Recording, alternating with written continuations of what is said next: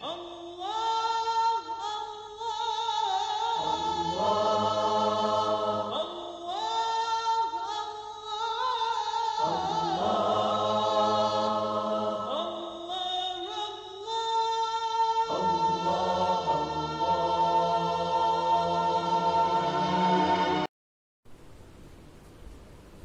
باللہ من الشیطان الرجیم بسم اللہ الرحمن الرحیم۔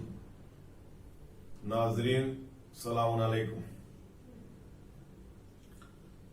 پھر میں آپ کی خدمت میں حاضر ہوا آپ کا پروگرام درس احکام لے کر۔ کل گفتگو ہوئی تھی نماز مسافر، اسی کو ادامہ دیتے ہوئے جیسا کہ کل میں نے بیان کیا کہ سفر میں مسافر 4 رکعتی نماز قصر پڑھے گا، یعنی 4 رکعتی نماز 2 رکعت پڑھے گا۔ لیکن کچھ مقامات ایسے ہیں کہ مسافر کو اختیار ہوگا کہ وہ 2 رکعت کی نماز پڑھے یا 4 رکعت تمام پڑھے۔ 4 ایسے مقامات ہیں جہاں سفر کی حالت میں بھی مسافر پوری نماز پڑھ سکتا ہے۔ ایک ہے مسجد الحرام یعنی خانہ کعبہ، ایک ہے مسجد نبوی یعنی مدینہ منورہ میں رسول اللہ کی مسجد، ایک ہے مسجد کوفہ جو کوفے میں ہے، اور چوتھا مقام ہے قبہ امام حسین۔ کچھ مراجع اعظام نے پورے مکے کو اور مدینے کو اور شہر کوفے کو اختیار دیا ہے کہ آپ پورے شہر میں بھی اگر ہوں تو آپ کو یہ اختیار ہے کہ آپ چاہے تو نماز قصر پڑھیں یا چاہیں تو پوری ادا کریں۔ ان 4 جگہوں کے علاوہ مسافر پوری نماز نہیں پڑھ سکتا، 4 رکعتی نماز پوری نہیں پڑھ سکتا، اسے قصر کرنا ہی ہوگا۔ اور اگر قصر کی جگہ پوری پڑھ لے تو اس کی نماز باطل ہے، اور اگر بھول جائے کہ مسافر کو نماز قصر پڑھنی چاہیے اور پوری نماز پڑھ لے تو اس حالت میں بھی اس کی نماز باطل ہے، اور یہ جو بھول کے اس نے نماز پڑھی ہے اور نماز کے وقت کے اندر یاد آ جائے تو اسے دوبارہ نماز پڑھنی چاہیے، اور اگر وقت نکل چکا ہے تو اس کی قضا لازم نہیں ہے۔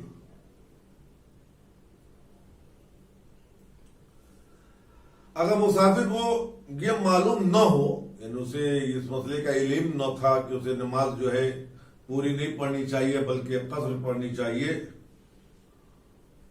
اور اسے پوری نماز پڑھ لی ہے تو اس کی نماز صحیح ہے۔ مسافر جانتا تو تھا کہ اس کی نماز قصر پڑھنی ہے لیکن پوری پڑھ لے، اس امکان پہ کہ جو اس نے سفر طے کیا ہے وہ 8 فرسخ نہیں تھا، اور بعد میں معلوم ہو کہ یہ 8 فرسخ تمام ہو چکا تھا تو اسے نماز دوبارہ پڑھنی پڑے گی، اور اگر نماز کا وقت نکل گیا ہے تو اس کی قضا لازم نہیں ہے۔ جس کو پوری نماز پڑھنی ہے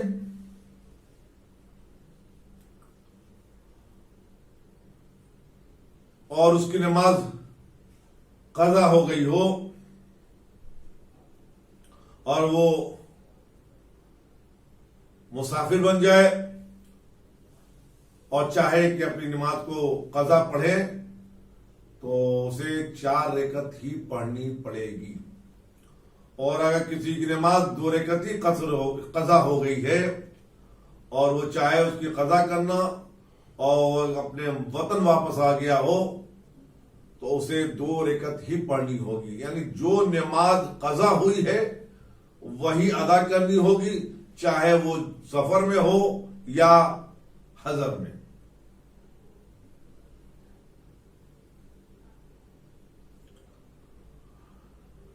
اگر کسی نے نماز ظہر کا وقت ہو چکا تھا، اپنے وطن میں تھا، اور اس نے نماز ظہر نہ پڑھی اور سفر کو نکل گیا اور ظہر کی نماز پڑھنا چاہ رہا ہے، تو اب اسے قصر ہی پڑھنی ہوگی۔ یا ویسے ہی وہ سفر میں تھا اور اس نے نماز وقت ہونے کے بعد نہ پڑھی اور اپنے وطن واپس آ گیا اور وہی نماز پڑھنا چاہ رہا ہے، تو وطن میں اسے پوری نماز پڑھنی ہوگی۔ ناظرین، اگر آپ کا کوئی سوال ہو تو میرے دیے ہوئے نمبر 9224527195 پر رجوع کر سکتے ہیں۔ ناظرین، آج شب ولادت امام حسن مجتبی ہے، آپ کو بہت بہت مبارک ہو۔ انشاءاللہ یہ شب ہم سب کے لیے رحمت اور برکت لے کے آئے، اور ایک ناگہانی آفت سے جو دنیا جوجھ رہی ہے، بطفیل امام حسن مجتبی ہم سب کو اس بلائے ناگہانی سے خدا محفوظ رکھے۔ آج گلشن علی الزہرا میں پہلا پھول کھلا، یا یوں کہوں کہ افق ولایت اور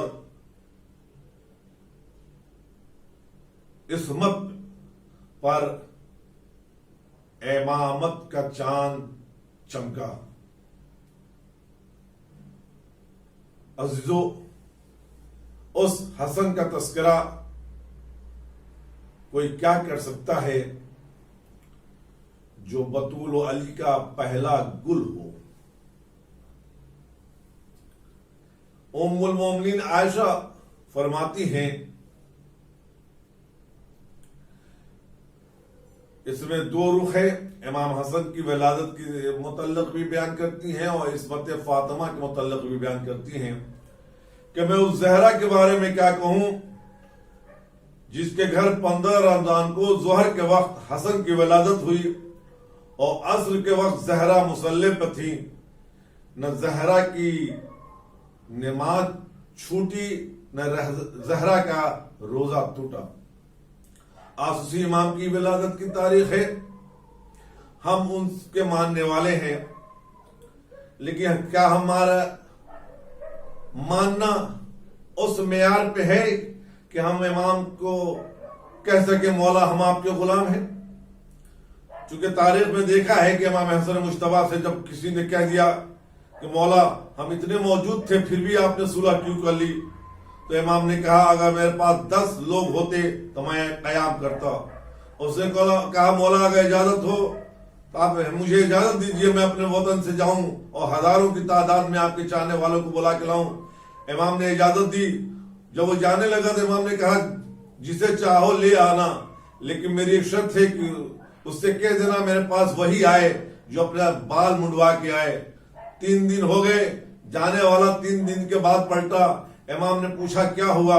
کہا مولا تیار تو بہت تھے، لیکن جو ہم نے آپ کی شرط بتائی کہ امام نے کہا ہے کہ بال منڈوا کے آئے، تو سب نے کہا بال ہماری پہچان ہے، بال ہماری خوبصورتی ہے، بال ہمارا حسن ہے، ہم بال کیسے منڈوا سکیں؟ تو امام نے کہا یاد رکھنا جب کوئی میرے لیے بال نہیں منڈوا سکتا تو میرے لیے سر کیا کٹائے گا؟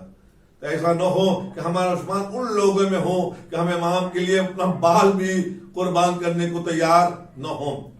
اور امام کی سخاوت کا کیا کہنا، ایک روایت اور آپ کی زحمت تمام کروں گا کہ امام مدینے میں ہیں، امیر شام مدینے میں آتا ہے اور اس نے اعلان کیا سب ہم سے ملنے آئے۔ لوگ اس سے ملنے جاتے ہیں مدینے کا جو فرد ملنے جاتا ہے وہ 500 درہم سے لے کر 1,00,000 درہم تک حسب مراتب، حسب نسب و حسب، حسب عظمت اسے تحفے میں دے رہا ہے. یہاں تک کہ صبح سے شام ہو گئی، شام کو حضرت مجتبیٰ جب پہنچے تو امیر شام نے کہا اچھا آپ دیر میں اسی لیے آئے ہیں کہ آپ یہ سمجھ رہے ہیں کہ صبح سے بانٹتے بانٹتے میرا خزانہ ختم ہو گیا ہوگا. اپنے غلام کو آواز دی اور کہا دن بھر جتنا بانٹا ہے اس سب کو حساب کرو اور کل جتنا بانٹا تھا اتنا ہی حضرت مجتبیٰ کو لا کے دو. غلام نے وہی کیا. ایک مرتبہ امیر شام نے امام سے کہا کہ آپ مطمئن رہیے میرے یہاں مال کی کمی نہیں ہوگی، اس لیے کہ میں ہندا کا بیٹا ہوں. تھوڑی دیر کے بعد امام چلنے لگے. کسی نے بڑھ کے امام کی جوتی سیدھی کر لی. امام نے وہ ساری دولت جوتی سیدھی کرنے والے کو دے دیا اور آواز دی سن اگر تو ہندا کا بیٹا ہے تو میں زہرا کا بیٹا ہوں. مولا آج آپ کی ولادت کی شب ہے، ہم سب آپ کے دربار میں اپنا دامن پھیلائے ہوئے آئے ہیں کہ مولا ہم سب پر ایک نظر عنایت کر دیجئے، ہم پر ایک رحمت کی نگاہ ڈال دیں اور مولا اگر آپ کی نگاہ کرم ہو جائے تو ہم سب کی دنیا بھی سمجھ جائے اور آخرت بھی سمجھ جائے. ناظرین آپ سب کی خدمت میں ولادت امام حسن مجتبیٰ کی مبارکبادی پیش کرتا ہوں اور آپ کی طرف سے اور اپنی طرف سے اصل حقیقی وارث امام زمان کی خدمت میں تبریک و تہنیت عرض کرتا ہوں کہ مولا آپ کو آپ کے جد کی ولادت بہت بہت مبارک ہو. والسلام علیکم ورحمۃ اللہ وبرکاتہ.